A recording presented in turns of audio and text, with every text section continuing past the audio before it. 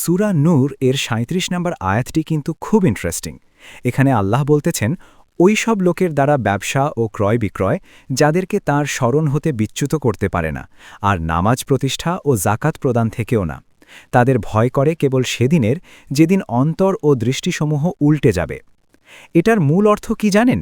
এটার কারণ এই না যে তারা ব্যবসা করে না বা কাজকর্ম থেকে দূরে থাকে, বরং কারণটা ঠিক উল্টো। তারা ব্যবসা করে, দুনিয়ায় ব্যস্ত থাকে, আয় করে, কিন্তু সেই ব্যস্ততা কখনোই তাদের আল্লাহকে ভুলিয়ে দিতে পারে না। কাজ তাদের নিয়ন্ত্রণ করে না, টাকা তাদের অগ্রাধিকার ঠিক করে না। আজান হলে তারা থামে, নামাজের সময় হাজির হয়, দিতে হলে হিসাব না করে দেয়।